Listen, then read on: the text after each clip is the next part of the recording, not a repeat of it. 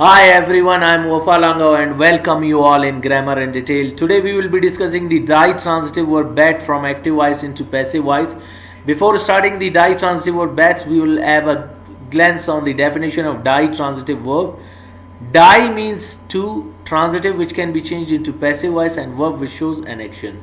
So those verbs which need two objects and can be changed in passive voice into four ways are called the di or ditransitive verbs.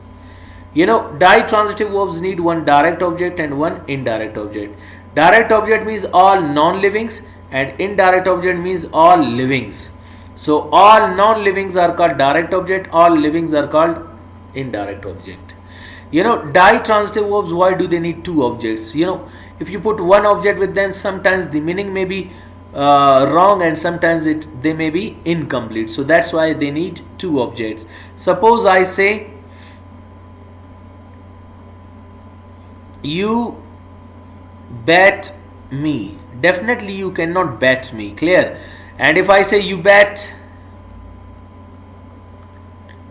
a house, whom do you bet a house with? So this is what not giving complete meaning. If we bring both of the objects with the indirect object and the direct object, so the meaning will be clear. You bet me a house. And if you want to bring me in place of direct object and house at the place of indirect object, so it will be followed by a preposition. Like I say you bet a house with me, and this preposition will be mostly followed by with. Clear? And if I say for me, means you are favoring me and supporting me in order to be against someone. So you could have it in both ways. And main target we are going to discuss, that is how to change it from active voice into passive voice. We will be discussing it in simple sentences. Those sentences which make simple statement are called simple sentences. We will try to change the color of a pen, that is not visible and it is not clear, so we will change it. Now simple sentences which make simple statement are called simple sentences, and ditransitive verbs. Clear?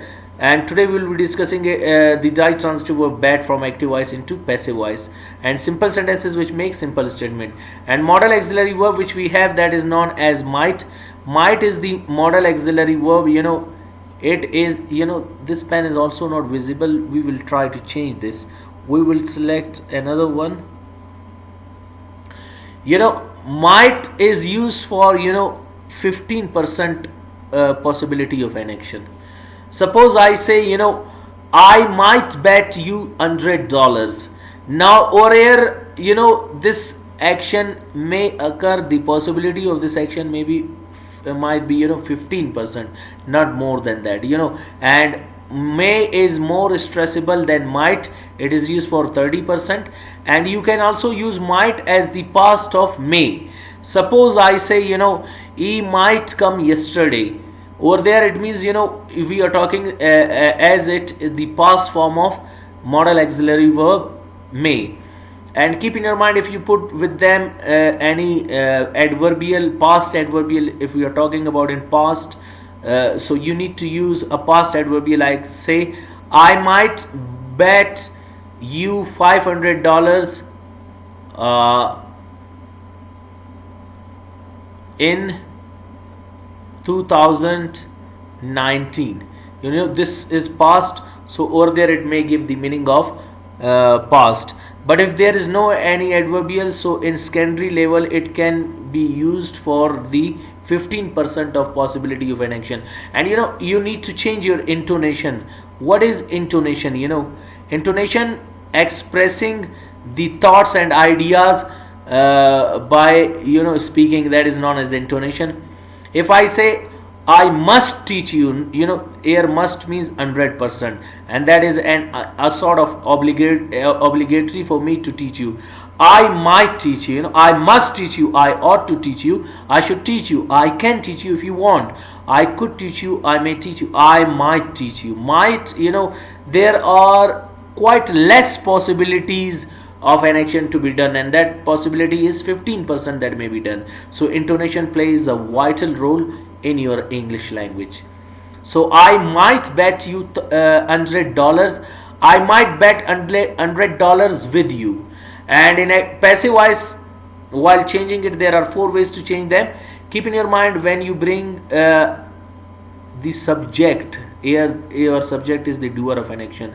When you bring it in the place of object, here like it becomes me. So over by me is not called object. Here by me will be called agent. You know what is agent? It tells us who does an action in a sentence. If I say you might be bad by me, so me is the doer of an action in this sentence. In passive voice it will not be called object, because we shuffle the places of the subject takes the place of object and object takes the place of subject. When subject takes the place of object, students call it here object. Keep in your mind that is not object. And when, keep in your mind, this object takes the place of subject, here it will not be called the doer of an action, whether that is the indirect object or the direct object. Now see, here which I am going to circle, these are your subjects but not the doer of an action. Why? They are not doing an action. Action is done by me. And you know, here these when these objects take the place of subject, when these objects take the place of subject, there they will be called subject. They will be called subject, but they will be called the title or topic subject. What do we mean by title or topic subject? It means, you know, in Urdu we call it this one, but that is not a Urdu lecture. Somehow here you will be calling it the title or topic subject. What is the title or topic subject? A subject which we are talking about, a person, place or a thing. Now here we are talking about a person, and here we are talking about money, and that is what, you know, here your subjects are the title subjects which we are talking about. Keep in your mind when you bring whether your direct object or indirect object at the beginning, by me will come at the beginning, $100 will come at the end, $100 at the beginning, by me at the end, by me at the beginning, with you at the end, with you at the beginning, so by me at the end. How will you change it into passive voice and the simple sentences which make simple statement? You might be bet by me $100. You might be bet $100 by me. $100 might be bet by you with me. $100 might be bet with you by me. By me, with you, with me, with you, by me.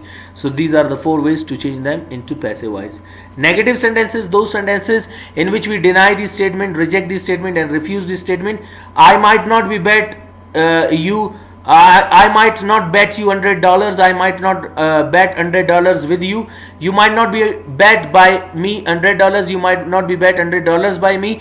$100 might not be bet by me with you, and $100 might not be bet with you by me. Interrogative sentences, those sentences in which we ask questions, put queries, are called the interrogative sentences. Might I bet you $100? Might I bet $100 with you? Might you be bet by me $100? Might you be bet $100 by me? Might $100 be bet by me with you? Might $100 be bet with you by me? Next we have got the formal sentences, those sentences in which we ask question, deny the statement. We ask them in a formal and polite way. Might I not bet you $100? Might I not bet $100 with you? Might you not be bet by me $100? Might you not be bet $100 by me? Might $100 be not dollars not be bet by me with you? Might $100 not be bet with you by me? Informal sentences, those sentences in which we ask question, deny the statement and we ask them in a informal way, are called informal sentences. Might not, short form is mightn't, and mightn't I bet you $100? Mightn't I bet $100 with you? Mightn't you be bet by me $100? Mightn't you be bet $100 by me? Mightn't $100 be bet by me with you? Mightn't $100 be bet with you by me? So these are the sentences of ditransitive verb bet from active voice into passive voice in 4 ways. And hope you got today's lecture. If you have not subscribed the channel, so subscribe the channel, press the bell icon to get some more videos about grammar. Hope you got today's lecture. See you next time. Goodbye.